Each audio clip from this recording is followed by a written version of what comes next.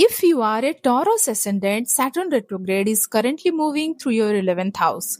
And this is fascinating because the 11th house is traditionally associated with friendships, social circles, community, networks, long term goals, recognition, and the dreams you hope to achieve.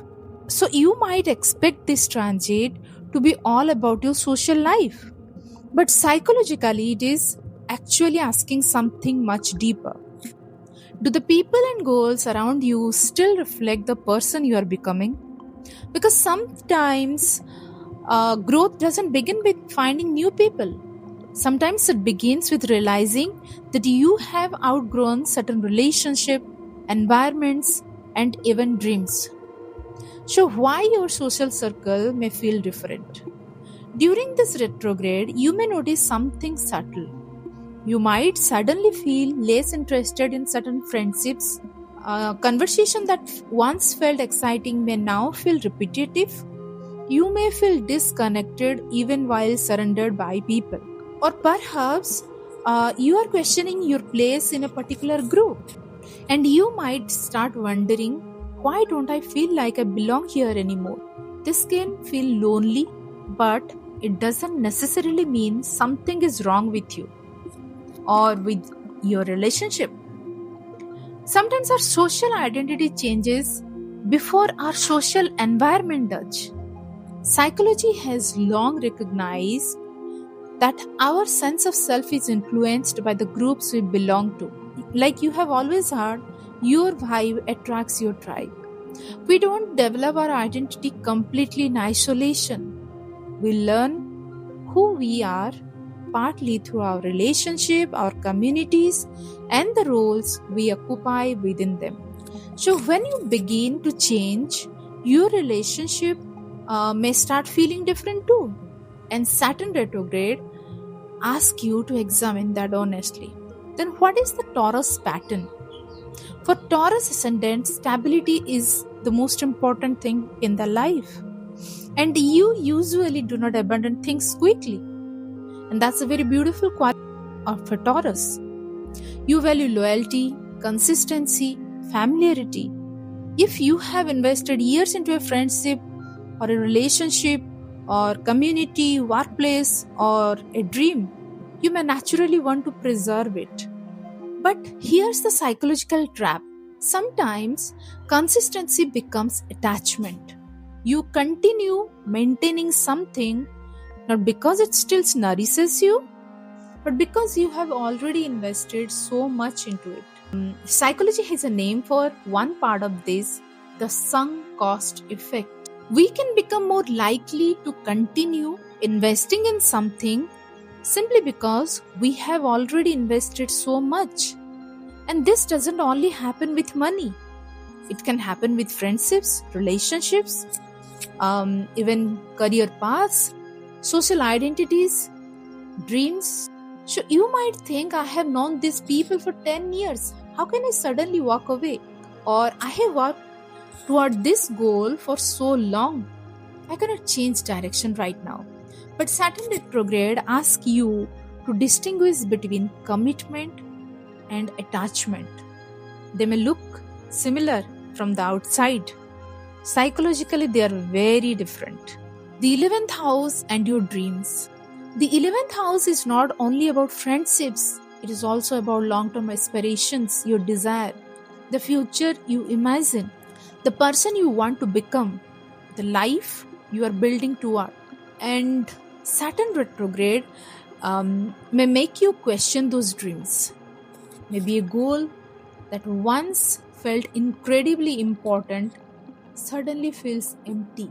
And you may feel like, maybe I have some problem within me. Maybe you are wondering whether you are pursuing something because you genuinely want it, or because you have been conditioned to believe that you should want it. This is where self-awareness becomes powerful. Sit quietly and ask yourself, if nobody could see my success, would I still want this? Because sometimes our goals are quietly built around external validation. We do not just want the career, We want the status attached to it. We do not just want success, we want people to recognize what we succeeded. We do not just want a certain lifestyle, we want to feel worthy because we achieve it. And Saturn has a way of striping away the performance until you have left with the question, what do I actually value? So you might think, why this can feel lonely? One of the hardest parts of this transit can be social pruning. You may find yourself spending more time alone. Some friendships may naturally become distant.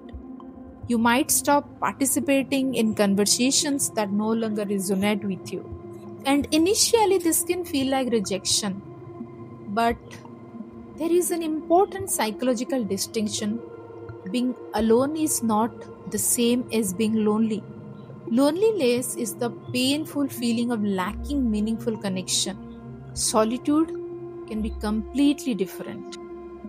Solitude can give you enough psychological space to hear your own thoughts without constantly adjusting yourself to other people's expectations. So, if you are naturally becoming more selective with your social energy, do not immediately assume you have become antisocial. Do not judge yourself. Perhaps you are becoming more intentional, more selective. But here is the shadow. There is another side to it. Sometimes, when we are disappointed by people, we do not create healthier boundaries. We create emotional walls. And Taurus can be particularly vulnerable to staying in that protective state because once you have experienced disappointment, familiarity can feel safer than vulnerability. You may tell yourself, I don't need anyone, but ask yourself honestly, is that independence or protection? Because there is a huge difference. Healthy independence says, I can stand on my own. Emotional avoidance says, I don't need anyone because needing people could hurt me. Saturn's lesson is not to isolate you, it is to help you build more mature connections. So, how do you transform through this? Start by auditing your relationships, not dramatically, not by suddenly cutting everyone off. Simply observe. After spending time with someone, ask yourself, do I feel energized or emotionally drained? Can I be authentic around this person? Do I feel accepted or do I constantly perform a version of myself that do not feel like me?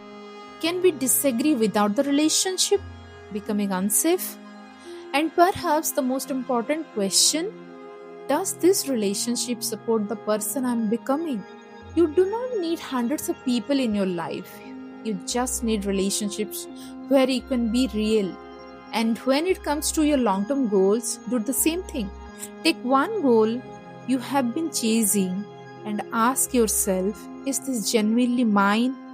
If the answer is yes, Saturn can help you build it more patiently and sustainably.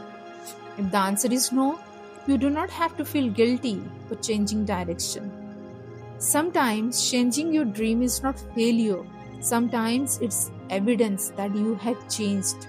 The real transformation. The deeper lesson for Taurus is not lose your friends. It's stop confusing familiarity with belonging. Some people belong in your life for decades. Some belong for a season. Some teach you what connection feels like. Others teach you what your boundaries need to look like.